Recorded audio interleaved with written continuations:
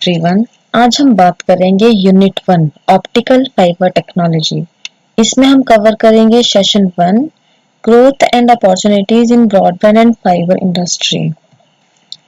सबसे पहले हम स्टार्ट करते हैं ब्रॉडबैंड से। बट ब्रॉडबैंड से पहले मैं बात करूंगी मोबाइल फोन के बारे में। मोबाइल फोन में हम आजकल ऑनलाइन वीडियोस देखते हैं, गेम्स खेलते हैं, ऑनलाइन शॉपिंग करते हैं और भी ऐसे काम हैं जो हम मोबाइल की सहायता से ऑनलाइन करते हैं। और ये सब पॉसिबल है इंटरनेट की वजह से, जो हमें इंटरनेट सर्विस प्रोवाइडर्स जैसे एयरटेल, बीएसएनएल, जियो प्रोवाइड करवाते हैं। इसी तरह से जब हम अपने लैंडलाइन फोन पर इंटरनेट की सर्विस लेते हैं तो उसे ब्रॉडबैंड कहा जाता है। ब्रॉडबैंड हाई फ्रिक्वेंसी बैंडविड्थ का यूज करते हैं, जिसकी वजह से इसकी स्पीड काफी ज्यादा होती है। अब हम बात करेंगे टाइप्स ऑफ ब्रॉडबैंड। जैसा कि आप स्क्रीन पे देख पा रहे हैं, ब्रॉडबैंड 6 प्रकार का होता है: DSL, cable, optical fibre, wireless broadband, satellite broadband and BPL. अब हम वन बाय वन इन सब के बारे में जानेंगे। सबसे पहले मैं बात करूंगी डीएसएल ब्रॉडबैंड के बारे में। डीएसएल का अर्थ है डिजिटल सब्सक्राइबर लाइन।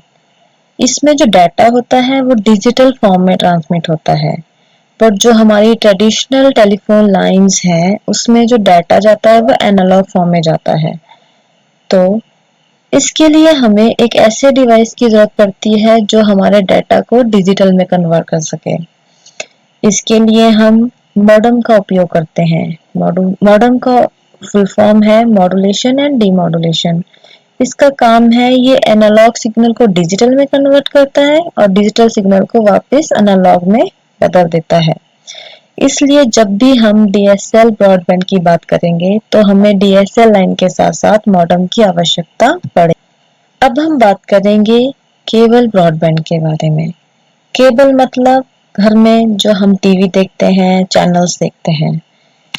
अब केबल ब्रॉडबैंड में क्या होता है, इसमें केबल वाले के ऑफिस से केबल आती है जो कि आईएसपी के साथ ऑलरेडी कनेक्टेड होती है। इसका जो दूसरा एंड होता है वो हमारे घर के एरिया के स्प्लिटर के साथ कनेक्ट होता है और फर्दर उस स्प्लिटर से जो कनेक्शन होता है वो हमारे घर को जाता है और हमारे घर के सेट टॉप बॉक्स के कनेक्ट होता है। बट इसमें जो एक डिसएडवांटेज रहती है केबल ब्रॉडबैंड में वो ये रहती है कि इसमें जितना दूर हमारा केबल वालों का ऑफिस रहेगा उतनी ही स्पीड जो है वो हमारी इंटरनेट की स्पीड जो है वो हमारी घटती जाती है। और इसकी दूसरी डिसएडवांटेज ये है कि इसमें जितने ज्यादा यूजर होते जाएंगे उतनी ज्यादा इंटरनेट की स्पीड जो है वो कम होती जाएगी। नेक्स्ट हमारा आता है ऑप्टिकल फाइबर ब्रॉडबैंड।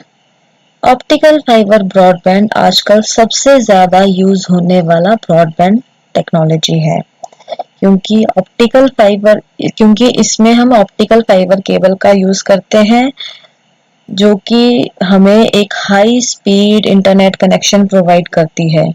बट इसको यूज करने के लिए हमें सबसे पहले जो भी हमारा डाटा होता है उसको लाइट की फॉर्म में कन्वर्ट करना पड़ता है, तभी हम इसको आगे भेज सकते हैं।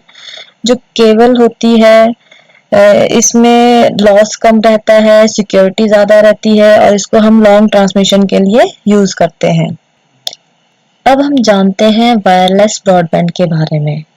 वायरलेस ब्रॉडबैंड में हम एक रेडियो लिंक की सहायता से इंटरनेट कनेक्शन प्रोवाइड करवाते हैं। इसमें एक राउटर लगा होता है जो कि बहुत सारे कंप्यूटर के साथ बिना किसी वायर के सहारे कनेक्ट होता है, क्योंकि इसमें रेडियो लिंक्स का उपयोग किया जाता है। वायरलेस ब्रॉडबैंड कनेक्शन में हम एक ही टेलीफोन लाइन का उपयोग करके बहुत सारे कंप्यूटर पर इंटरनेट चला सकते हैं। नेक्स्ट हमारा आता है सैटेलाइट ब्रॉडबैंड। ठीक जैसे कि सैटेलाइट हमारी अर्थ के चारों ओर घूमकर हमें एक टेलीफोन और टेलीविजन सर्विस देता है, ठीक वैसे ही सैटेलाइट हमें ब्रॉडबैंड के लिए भी लिंक प्रोवाइड करवाता है। इसमें इंटरनेट की स्पीड कस्टमर की लोकेशन और वेदर की कंडीशन के ऊपर डिपेंड करती है। अगर रेनी सीजन है तो स्पीड कम हो जाती है, या हमारा कस्टमर कुछ ऐसी जगह पे है जहाँ पे अपलिंक फ्रिक्वेंसी या डाउनलोड फ्रिक्वेंसी प्रॉपर नहीं पहुंच पा रही है, तो वहां पे भी इसकी स्पीड जो है वो कम हो जाती है। सैटेलाइट ब्रॉडबैंड का कॉमनली यूज हम करते हैं रिमोट एरियाज में, जहाँ पे हमें लंबी लंबी तारों को ले जाना मुश्किल होता है, क्योंकि उसमें हमारी कॉस्ट बढ़ जाती है। अब लास्ट हमारा ब्रॉडबैंड है वो है बीपीएल ब्रॉडबैंड। बीपीएल की फुल फॉर्म है broadband over power line. Power line means हमारे घरों में जो इलेक्ट्रिसिटी आती है उस लाइन के ऊपर हमें एक इंटरनेट की सुविधा प्रदान की जाती है। इसी कनेक्शन को हम ब्रॉडबैंड ओवर पावर लाइन कहते हैं। बट ये जो कनेक्शन है ये हम ज़्यादा यूज़ नहीं करते हैं, क्योंकि इसकी स्पीड जो है वो होती तो डीएसएल और केबल के बराबर ही, बट अगर इनका कंपैरिजन करें तो हल्का सा ये कम रहता है। इसकी स्पीड जो है हल्की सी कम रहती है। सो ये थे हमारे ब्रॉडबैंड और इसके प्रकार। अब हम जानते हैं ब्रॉडबैंड की एडवांटेजेस एंड डिसएडवांटेजेस। क्योंकि जहाँ एडवांटेजेस होंगी वहाँ थोड़ी बहुत डिसएडवांटेजेस भी होंगी, तो हम दोनों डिस्कस करेंगे। तो ब्रॉडबैंड की सबसे बड़ी एडवांटेज ये है कि ये हाई बैंडविड्थ का यूज करते हैं, जिसकी वजह से जो हमारी स्पीड होती है वो ज़्यादा हो जाती है, और ये काफ़ी ज़्यादा सिक्योर होते हैं। और इसमें और मेन चीज़ ये है इसमें कि ये चीप होते हैं, मीन्स ये हमें ज़्यादा एक्सपेंसिव नहीं मिलते हैं, ये हमें कम रेट पे भी इसका कनेक्शन मिल जाता है। अब हम बात करते हैं इसकी डिसएडवांटेजेस की। इसकी सबसे बड़ी डिसएडवांटेज ये है कि एक जगह फिक्स होता है, मतलब कि जिस तरह हम फोन पे इधर उधर घूम के इंटरनेट चला लेते हैं, इसमें ऐसा नहीं होता है। इसमें हमारा जहाँ पे पीसी लगा हुआ है वहीं पे बैठ के हमें काम करना पड़ता है। और दूसरी इसकी जो डिसएडवांटेज है, इसमें स्विचिंग टाइम इशू रहता है। अगर मान लो हमें किसी अदर सर्विस पे स्विच करना है, तो इसमें जो टाइम होता है हमारा वो थोड़ा ज़्यादा लग जाता है। और आजकल मार्केट में इंटरनेट कनेक्शन प्रोवाइडर्स बहुत ज़्यादा हो गए हैं, जिसकी वजह से कंपटीशन बढ़ गया है। तो ये हैं कुछ एडवांटेजेस और डिसएडवांटेजेस ऑफ ब्रॉडबैंड। हमारा नेक्स्ट टॉपिक है टेलीकम्युनिकेशन। टेलीकम्युनिकेशन जो कि हम आजकल के टाइम में सबसे ज़्यादा यूज़ करते हैं। सबसे पहले मैं आपको बताना चाहती हूँ कि टेलीकम्युनिकेशन होता क्या है। टेलीकम्युनिकेशन मीन्स किसी एक दूरी के ऊपर जब हमें अपने डाटा को या इंफॉर्मेशन को भेजना होता है तो हम उसको टेलीकम्युनिकेशन कहते हैं। हिंदी में इसे दूर संचार भी कहा जाता है। इसमें हम कम्युनिकेशन करने के लिए कुछ टेक्नोलॉजी, जैसे हमारा इंटरनेट हो गया, मोबाइल फोन हो गया, फैक्स हो गया, इस टाइप की टेक्नोलॉजी का उपयोग करते हैं। मेनली जो टेलीकम्युनिकेशन है ये डिस्टेंस कम्युनिकेशन के लिए यूज़ की जाती है। पहले क्या होता था कि हमें अगर कहीं दूर डिस्टेंस पे किसी को इंफॉर्मेशन भेजनी होती थी तो हमें या तो चिट्ठी डालनी पड़ती थी या तार करना पड़ता था। तो ये क्या करता था कि टाइम लेता था हमारी इंफॉर्मेशन को एक जगह से दूसरी जगह भेजने के लिए। बट जैसे जैसे हमारी टेक्नोलॉजीज एडवांस होती गई, हमारे पास नए नए डिवाइसेस आते गए, और इस वजह से हमारी जो दूर संचार की कम्युनिकेशन थी वो काफ़ी टाइम उसमें हमारा टाइम सेव होने लगा। टेलीकम्युनिकेशन में हम जिन मीडियम्स का उपयोग करते हैं अब हम उनके बारे में पढ़ेंगे। टेलीकम्युनिकेशन में हम दो टाइप के मीडियम्स का यूज करते हैं, एक होता है वायर्ड बेस्ड, एक होता है वायरलेस, जैसा कि आप पिक्चर में देख भी पा रहे हैं। तो जो हमारा वायर बेस्ड ट्रांसमिशन मीडियम है ये फर्दर थ्री टाइप्स का होता है। First one is your twisted pair, second is coaxial cable, and third is optical fibre cable. And जो हमारा सेकंड है वायरलेस ट्रांसमिशन मीडियम, इसमें हम वेव्स का उपयोग करते हैं, जैसे हमारी रेडियो वेव्स हो गई, माइक्रोवेव्स हो गई, या इंफ्रारेड वेव्स हो गई। अब हम इनको वन बाय वन हल्का हल्का सा इसके बारे में जानेंगे। वायर्ड मीडियम में क्या होता है कि इसमें हमें जब भी इंफॉर्मेशन एक जगह से दूसरी जगह भेजनी होती है तो हमें एक वायर का यूज करना पड़ता है। वायर मीन्स तार। तो जो सबसे पहले हम तार यूज करते थे या वायर यूज करते थे वो थी ट्विस्टेड पेयर केबल। इस केबल को हम आजकल भी अपने घरों में देखते हैं। इस केबल से हमारा इलेक्ट्रिसिटी का कनेक्शन दिया होता है। इसमें क्या होता है कि दो केबल्स को आपस में ट्विस्ट किया होता है, मीन्स आपस में लपेटा होता है। और इसमें जो डाटा ट्रांसमीटर होता है वो एक कॉपर वायर से जाता है, जो बहुत सी पतली सी होती है। और इसका यूज हम मोस्टली लैंडलाइन कनेक्शन में यूज करते हैं। और इस केबल को लैंडलाइन से जोड़ने के लिए हम एक कनेक्टर यूज करते हैं जिसका नाम होता है RJ45। इस केबल की थोड़ी बहुत डिसएडवांटेजेस हैं, क्योंकि इसमें जो डाटा ट्रांसफर की स्पीड है वो ज़्यादा नहीं होती है, कम होती है। और जो हमारा सिक्योरिटी पर्पस की बात करें तो सिक्योरिटी भी इसमें कुछ ज़्यादा नहीं रहती है। तो हमने एडवांस की तरफ चला और सेकंड टाइप ऑफ केबल की इन्वेंशन हुई, जो कि थी हमारी कोएक्सियल केबल। कोएक्सियल केबल में एक कंडक्टर होता है, जैसा पिक्चर में देख पा रहे हैं। उसके बाहर इंसुलेटर लगा होता है, फिर हमारी आउटर जैकेट होती है। इस केबल को आप अपने घरों में भी देख सकते हैं। ये केबल आपके सेट टॉप बॉक्स से आपकी डिश के साथ जुड़ा होता है, मोटी सी होती है ये, काले रंग की। और इसमें क्या होता है कि ये काफी ज्यादा स्पीड से हमारे डाटा को एक जगह से दूसरी जगह को तक लेके जाती है। और ये काफी ज्यादा सिक्योर भी है कंपैरेटिवली हमारी ट्विस्टेड पेयर केबल से। इसमें जो डाटा होता है वो ज्यादा सिक्योर रहता है। अब जो हमारा थर्ड वायर्ड ट्रांसमिशन मीडियम है वो है optical fibre cable. Optical fibre cable जो आजकल हम सबसे ज्यादा यूज करते हैं, क्योंकि ये एक तो लाइट की स्पीड से हमारे डाटा को एक जगह से दूसरी जगह लेके जाती है। और सबसे ज्यादा इसका जो अच्छा फीचर है, इसमें डाटा की सिक्योरिटी है।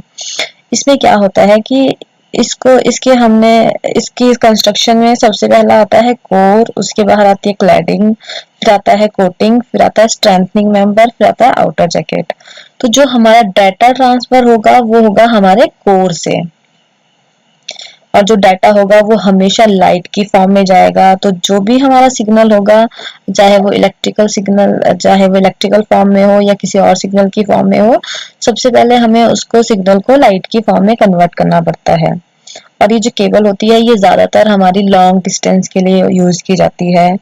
और ये दो टाइप की होती है, एक होती है सिंगल मोड ऑप्टिकल फाइबर और मल्टी मोड ऑप्टिकल फाइबर। इसके बारे में डिटेल में हम आगे वाले सेशंस में बढ़ेंगे, तो ये थोड़ा बेसिक सा बता रही हूँ। नेक्स्ट ट्रांसमिशन मीडियम है हमारा वायरलेस ट्रांसमिशन मीडियम। जैसे कि नाम से पता चल रहा है कि एक ऐसा मीडियम जिसमें डाटा कम्युनिकेशन के लिए हमें वायर्स का यूज नहीं करना पड़ता।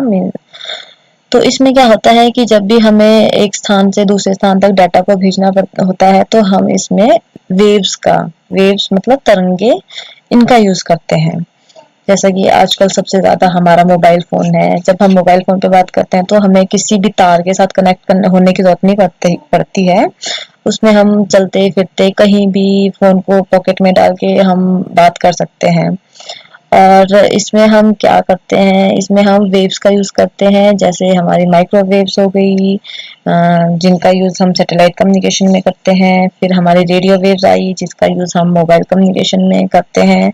फिर हमारी आती है इंफ्रारेड रेज, जो कि हमारी काफी हाई हाई एप्लीकेशंस में यूज होती है, जैसे हमारी मिलिट्रीज में या फिर हमारी और भी जैसे सिक्योरिटी पर्पज से जहाँ पे भी यूज होनी होती है। नेक्स्ट जो हमारा टॉपिक है वो है optical fibre technology. Doctor Narendra Singh Kapany है जिनको हम ऑप्टिकल फाइबर का फादर कहते हैं, क्योंकि इन्होंने ऑप्टिकल फाइबर केबल का आविष्कार किया था और ये साबित किया था कि जो लाइट है उसको मोड़ा जा सकता है और उसमें डाटा को भी ट्रांसफर किया जा सकता है। आजकल ऑप्टिकल फाइबर जो है वो एक ऐसा नेटवर्क बन गया है जो दुनिया भर में यूज किया जाता है, क्योंकि इसको हम लॉन्ग ट्रांसमिशन के लिए मीन्स लॉन्ग लॉन्ग डिस्टेंस के लिए यूज करते हैं, क्योंकि इसमें डाटा का लॉस नहीं होता है और ये केबल बहुत जल्दी खराब नहीं होती है। आजकल कोई भी डाटा ट्रांसफर के लिए जहाँ भी हमें डाटा को भेजने की बात आती है या कम्युनिकेशन की बात आती है, वहाँ पे आजकल ज्यादातर ऑप्टिकल फाइबर टेक्नोलॉजी का ही उपयोग किया जाता है। इसमें हम इन केबल्स को हम अंडर सी भी यूज कर सकते हैं। पानी का इनके ऊपर कोई असर नहीं पड़ता है, या हवा वगैरह का इस पे कोई असर नहीं पड़ता है। तो ये वाली जो हमारी ऑप्टिकल फाइबर टेक्नोलॉजी है, ये आजकल सबसे ज्यादा और सबसे एडवांस टेक्नोलॉजी है। इसमें हम क्या करते हैं कि इसमें हमारा जो सिग्नल होता है, डिजिटल सिग्नल हुआ, हमारा इलेक्ट्रिकल सिग्नल हुआ, उसको हम सबसे पहले लाइट की फॉर्म में कन्वर्ट करते हैं। फिर जो हमारी इसका ऑप्टिकल फाइबर का कोर होता है, उसमें से उस सिग्नल को पास करवाया जाता है। और इसमें इसका जो हमारा ये हमारी टोटल इंटरनल रिफ्लेक्शन के प्रिंसिपल के ऊपर कार्य करती है, जिसको हम बाद के सेशंस में डिस्कस करेंगे। ये ऑप्टिकल फाइबर की कुछ एप्लीकेशंस हैं, जैसे इसका यूज़ हम मेडिकल में करते हैं, डिफेंस में करते हैं, या फिर इसका उपयोग हम एयरक्राफ्ट्स में, सबमरीन्स में, या फिर डाटा स्टोरेज के लिए करते हैं। और नेटवर्किंग के लिए इसका यूज़ किया जाता है, ब्रॉडकास्टिंग के लिए इसका यूज़ किया जाता है।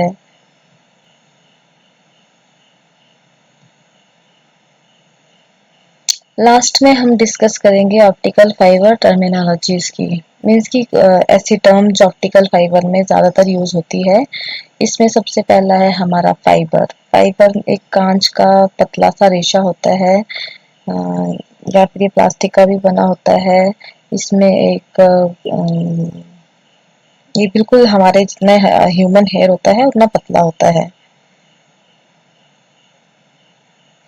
नेक्स्ट जो हमारी टर्म है वो है कोर। जैसा कि मैंने आपको पहले भी बताया, कोर जो है वो सबसे सेंटर वाला पार्ट होता है हमारे ऑप्टिकल फाइबर का।